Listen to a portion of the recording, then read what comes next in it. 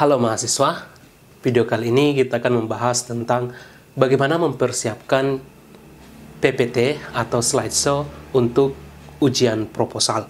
Mungkin kalian bertanya-tanya, kalian sudah membuat proposal dengan baik, nah terus apa yang harus dilakukan dengan PowerPoint atau PPT yang akan kalian tampilkan pada saat ujian nantinya. Yang paling penting adalah kalian mengetahui isi dari proposal itu apa. Nah, ini inti-intinya yang akan ditampilkan di dalam PowerPoint. Jangan sampai salah ya. Maksud saya, kalian sudah tahu isi dari proposal kalian apa. Nah, isinya ini akan dirangkum dan dimasukkan dalam PowerPoint. Jadi secara sederhana PowerPoint kalian itu harus dibagi dalam 3 bagian. Yang pertama itu adalah intro, chapter 1. Yang kedua adalah chapter 2 tentunya. Dan ketiga adalah chapter 3 dari proposal kalian. Nah, bagaimana memasukkan komponen-komponen yang ada dalam proposal kalian ke dalam sini? Jangan masukkan semua hal yang ada di proposal kalian. Karena itu sudah kalian tuliskan. Itu tugasnya penguji ataupun pembimbing kalian yang akan membacanya nanti secara langsung.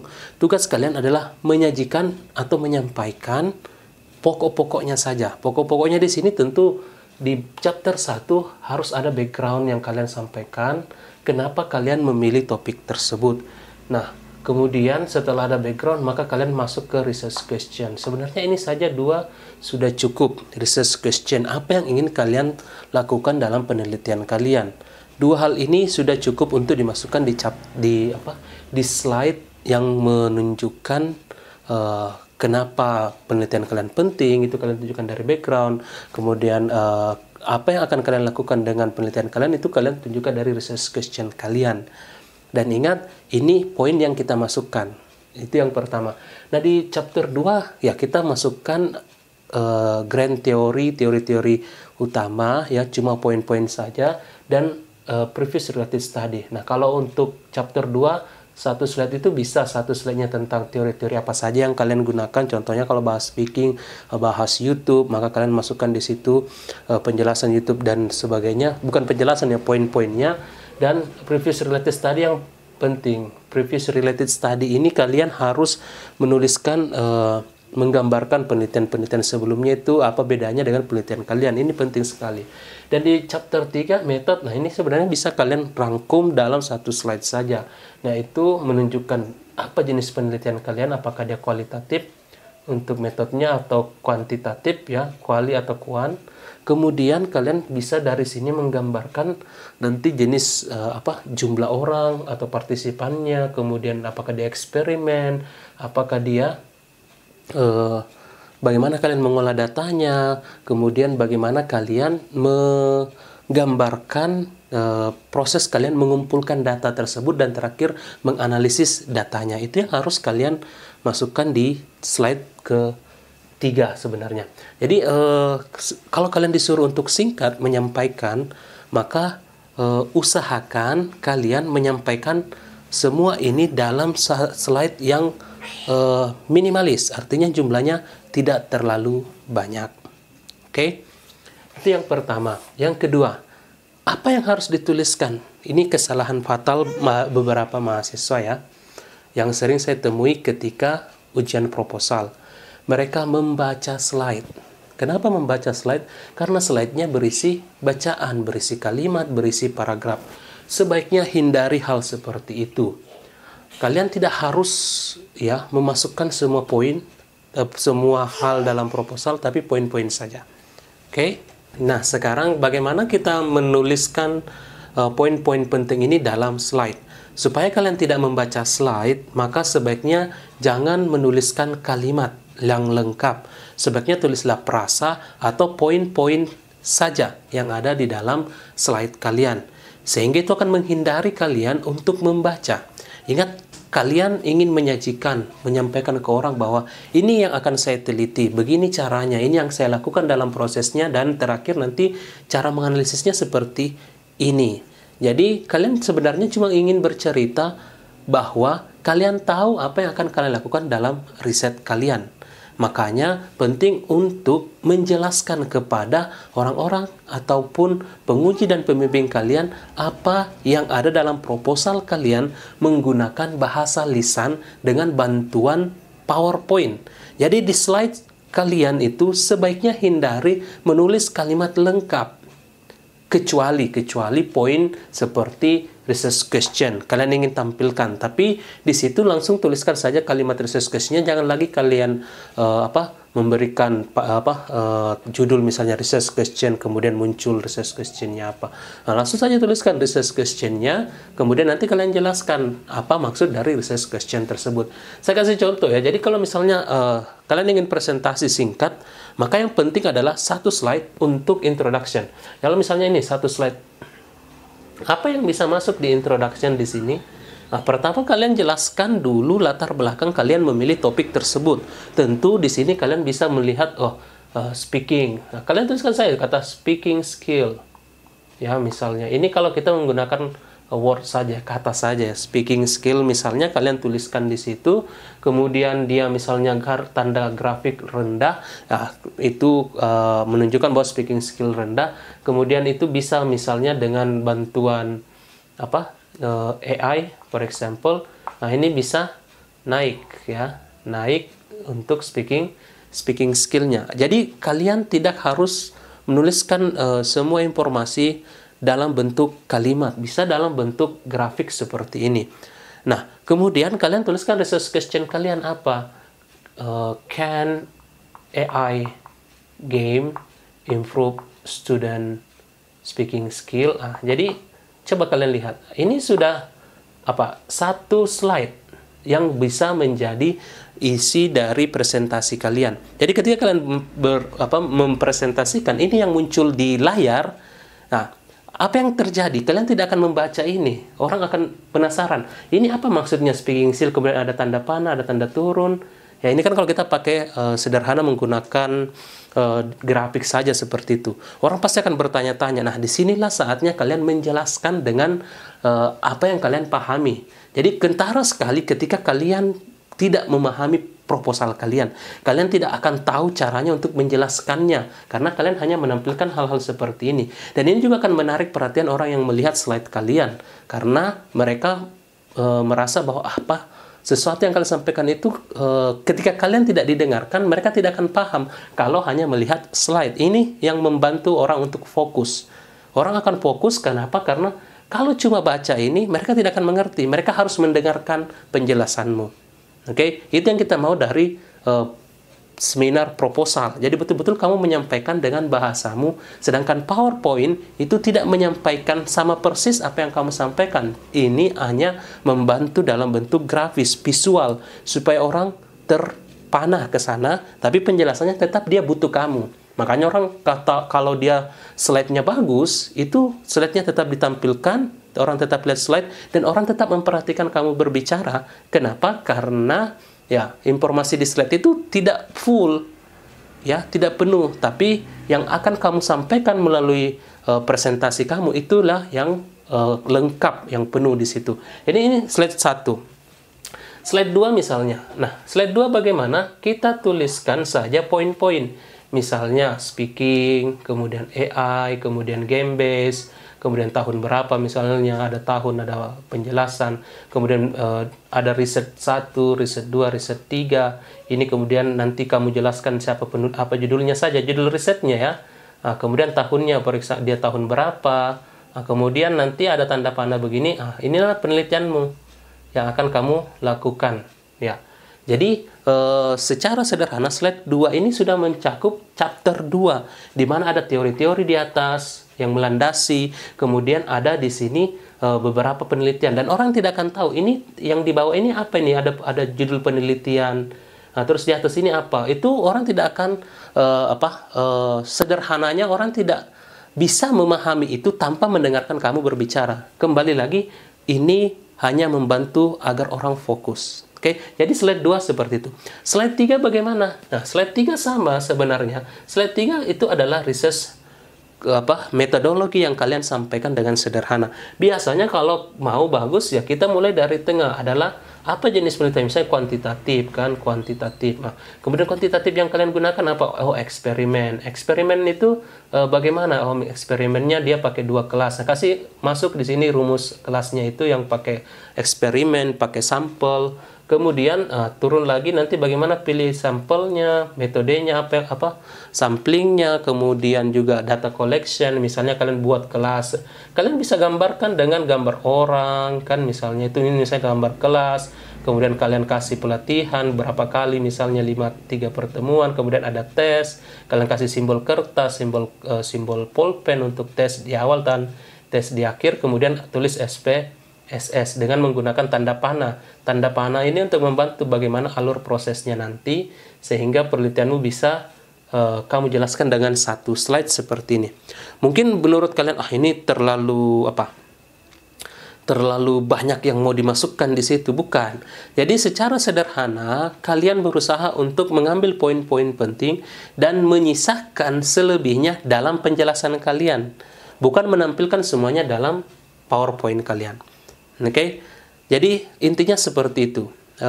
Saya akan berikan contoh PowerPoint yang saya gunakan dulu waktu seminar proposal. Dan ini PowerPoint model lama ya, tapi intinya kita bisa lihat, kita akan coba lihat juga di situ bagaimana saya memasukkan apa yang saya tuliskan dalam proposal ke dalam slide saya. Oke, jadi ini adalah contoh proposal saya waktu saya dulu kuliah. Nah, kalau kalian lihat ini ada bagian 1 ya, saya masukkan di sini. Ini judul, jadi di depan itu ada halaman judul. Untuk tampil saja sebelum kita memulai presentasi, kita tampilkan ini.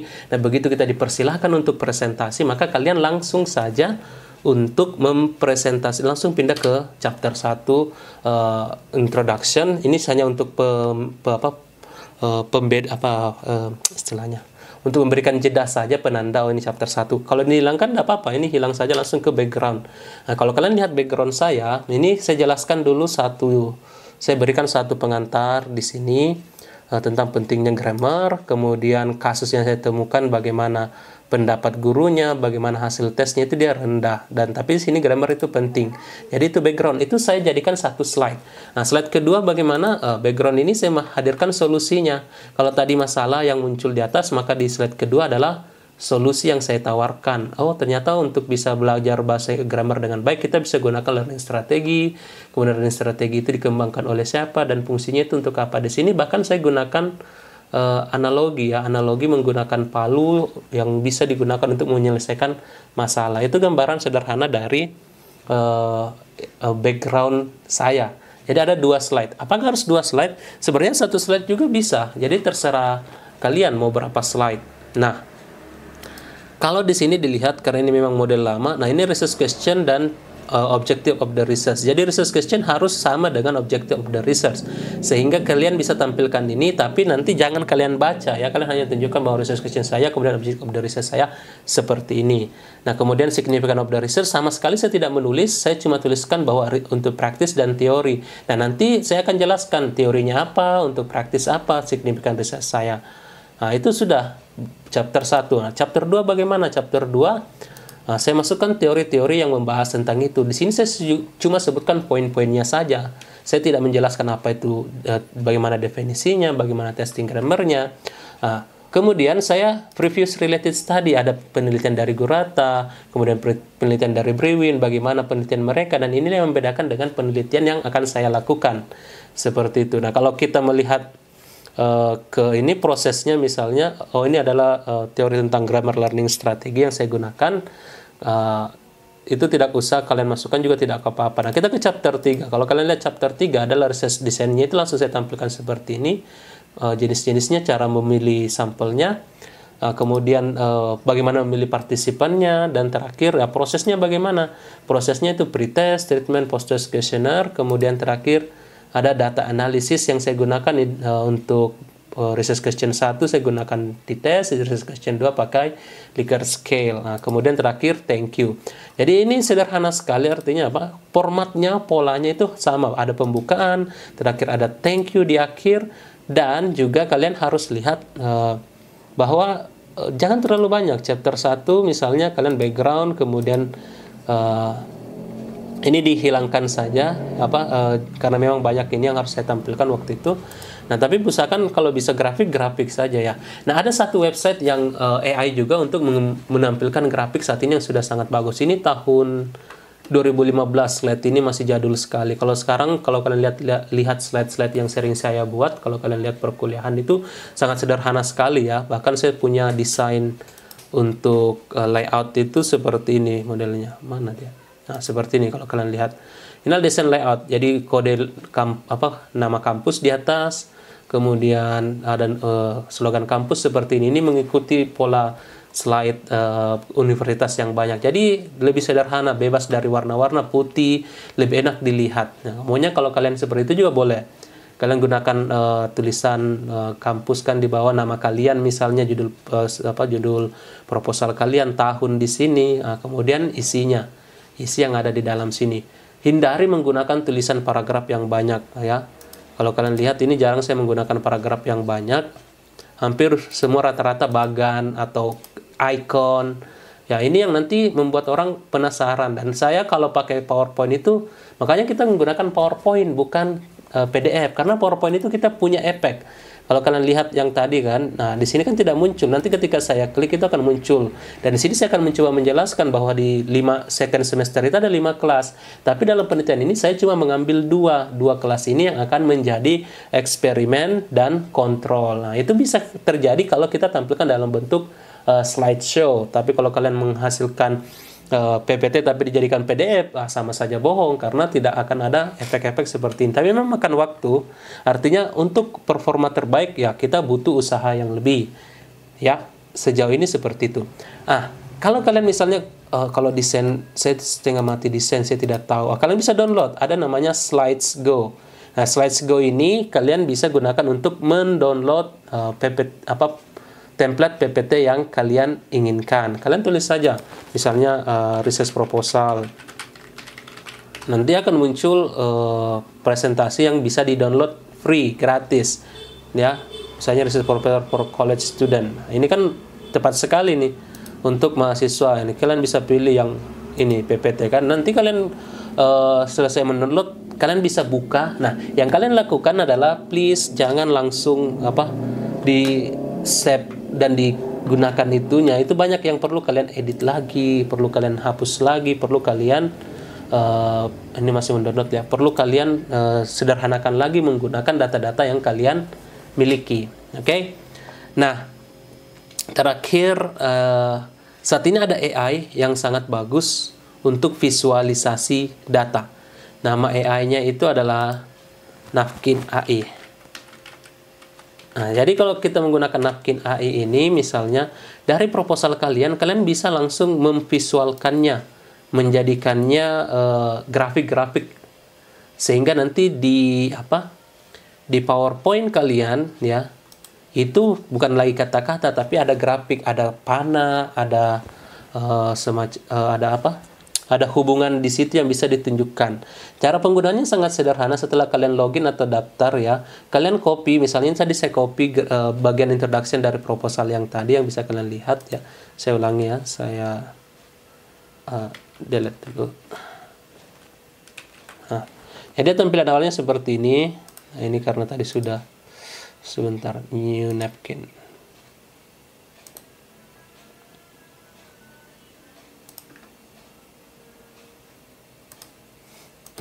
Oke. Jadi kalau tampilan awalnya seperti ini, kalian copy paste saja teksnya. Nah, setelah selesai, ini kan misalnya teks introduction saya. Nah, di sini akan muncul tanda ini generate visual ya, tanda petir itu dia akan menganalisa, kemudian dia akan menghasilkan grafik yang bisa kalian pilih. Nah, misalnya kan, ini gambar pohon. Nah, nanti kalian pilih yang mana yang bisa menurut kalian, ini menggambarkan apa yang ingin saya. Gambar ini juga bisa, dia sudah mengekstrak poin-poin itu, tapi kalian lihat lagi apakah memang ini yang kalian akan jelaskan atau tidak. Kalau saya tahu persis yang paling tepat itu adalah ini, misalnya cara meningkatkan grammar, atau karena ini introduction saya harus tunjukkan masalahnya. Oke, mungkin lebih bagus ini menggunakan pohon. Nah, setelah itu nanti kalian bisa save ini, kalian download ya. Kalian download pohonnya, gambarnya, sorry. Download misalnya apa? Dengan mengklik ya, itu tadi ada mana pohonnya. Nah, ini kalian silakan klik pohon ini. Ya. Kemudian kalian save ya. Kalau sudah ada tanda panah, misalnya kan ini blok saja. Sama kalau pilih gambar. Nah, seperti ini kan. Kemudian ada tanda download sini. Nah, yang terdownload adalah gambar yang terpilih. Jadi kalau mau ambilkan, masukkan juga itu kalian harus drag sampai dia tertandai seperti ini dalam satu kotak. Nah, itu yang kalian download. Ini tombol download di atas. Kemudian nanti kalian pilih yang light ya, jangan yang dark. Kalau dark gelap ya pilih yang light. Kemudian backgroundnya on ya, supaya dia putih gampang di ini, atau off juga boleh. Dan terakhir download. Nah, kalau kalian sudah download, nah ini bisa kalian masukkan di slide kalian. Yang penting kata-katanya ini jelas. Kalau misalnya ada kata-kata yang mau kalian ubah, oh ini kayaknya saya tidak usah masukkan, oh ini saya ganti saja, seperti itu bisa kalian ubah di sini langsung sebelum kalian download. Oke? Nah, ini bisa kalian edit seperti itu.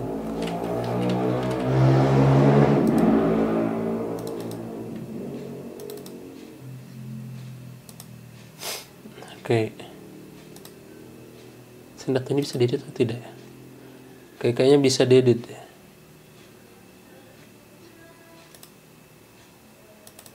Ya, kalau nggak bisa dihapus saja kan. Semestinya ini bisa dihapus. Nah, ini bisa. Jadi kita bisa mengeditnya. Oke. Seperti itu. Ini yang bisa kalian gunakan. Dua ini yang bisa kalian gunakan untuk mempercantik slideshow kalian. Oke, saya rasa itu untuk perkara slideshow. Nah, sekarang fun fact bahwa tidak selamanya kita akan mempresentasikan PowerPoint kita dengan situasi yang kondusif. Artinya ada kalanya nanti kalian akan presentasi tanpa sama sekali menggunakan PPT. Ada kalanya mungkin juga kalian akan presentasi tidak ada yang mendengarkan karena penguji kalian belum hadir, pembimbing kalian tidak ada, tapi ya moderator sudah menyuruh, biasa kajur atau sekyur presentasi duluan. Jadi itu sama sekali sebenarnya ya sia-sia. Mungkin di proposal tidak masalah, tapi saya yakin akan berguna nanti yang tadi saya bagikan untuk tahapan selanjutnya, tahapan skripsi ataupun kompre, sehingga kalian tidak usah khawatir. Mungkin kalian merasa, wah ini kenyataannya bagi yang sudah ujian proposal, ya proposal saya aman-aman saja walaupun presentasi saya tidak bagus. Tapi ya memang kenyataan seperti itu. Sayangnya nanti kalian akan berada di situasi di mana sebenarnya ya ketika kalian bisa menguasai dengan baik apa yang ingin kalian tampilkan dengan PowerPoint yang luar biasa, ya maka itu hasilnya akan lebih bagus. Nah, ingat, karena kita seminar proposal, ada hal penting yang kalian harus perhatikan. Yang pertama, selalu gunakan pakaian yang paling nyaman untuk kalian.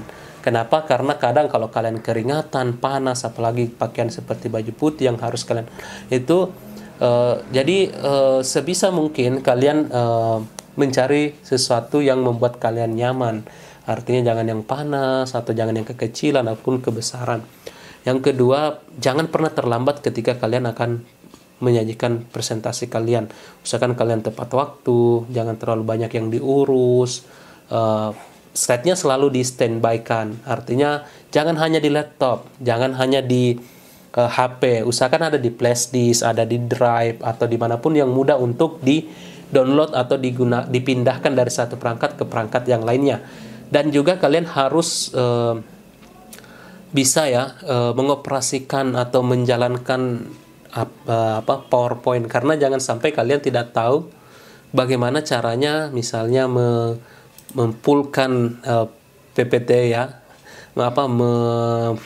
slideshow-kan PPT kalian, itu kalian sendiri tidak tahu bagaimana caranya, itu akan jadi masalah nantinya. Oke. Jadi sebentar saya stop dulu.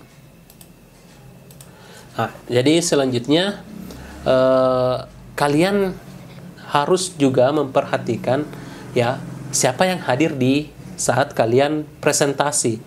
Jadi kalau memang sedang beruntung, maka mungkin kalian presentasi ke cuma ada penguji satu atau ada moderator saja. Jadi ya rasa was-wasnya itu tidak ada. Tapi ketika kalian sedang tidak beruntung, ada penguji, ada pembimbing, ada moderator, bahkan ada audiens yang akan diberi kesempatan untuk bertanya. Nah, di saat seperti itu maka mau tidak mau kalian harus presentasi dengan sangat baik. Jadi tipsnya ya kalian harus siap untuk segala situasi yang bisa saja terjadi. Kalau kalian merasa ini kenyataannya tidak seperti itu, beruntung mungkin saat itu tidak terjadi hal-hal yang tidak kalian inginkan. Tapi kalau kalian sedang nasib buruk, ya tiba-tiba banyak yang hadir. Nah, itu bisa menambah rasa gugup kalian ketika kalian presentasi. Tapi ketika kalian bisa membuat suatu PowerPoint yang memang berisi poin-poin, saya rasa itu tidak akan jadi masalah. Kalian bisa berbicara dengan bebas, tidak perlu takut salah, karena di PowerPoint kalian itu bisa kalian skip misalnya, karena tidak harus kalian katakan semua. Apalagi kalau cuma poin-poin, pendengar itu tidak akan tahu, penonton itu tidak akan tahu yang mana yang sudah kalian jelaskan, yang mana yang tidak. Tapi kalau kalian menulis semua di atas, itu mereka membaca, dan kemudian kamu misalnya salah kata, salah ucap, maka itu mereka akan memperhatikan itu akan berpengaruh. Tapi kalau tidak, ya kalian tidak mau jelaskan, ya misalnya lihat waktu tidak ada yang mendengar, saya langsung ke bagian chapter 3, itu tidak masalah. Kalian bisa pindah-pindah dengan cepat. Oke, saya rasa ada banyak hal yang harus dipersiapkan ketika kalian akan seminar nantinya. Tapi yang paling penting adalah PowerPoint-nya siap dan kalian bisa menjelaskan PowerPoint itu. Banyak mahasiswa yang PowerPoint-nya bagus, tapi dia tidak bisa menjelaskan, dia cuma bisa membaca. Padahal kan ini harus presentasi, mau tidak mau, ya kalian harus jelaskan. Intinya adalah apa yang kalian mau lakukan di penelitian kalian, dan bagaimana kalian mengumpulkan datanya dan menganalisis datanya, itu yang kalian cuma jelaskan. Ya, selebihnya pasti kalian akan tanya jawab. Dan pada saat tanya jawab selalu berikan konfirmasi, ucapan terima kasih atas pertanyaannya, kemudian mengulang pertanyaan supaya tidak salah kaprah dengan jawaban, dan terakhir ucapkan terima kasih ketika diberikan tanggapan, feedback atau apapun itu. Istilahnya bersikap positif lah selama proses kalian bukan dibantai ya, diuji di seminar apapun itu. Oke, terima kasih, itu saja yang bisa saya sampaikan di video kali ini. Sampai jumpa di video selanjutnya. Thank you.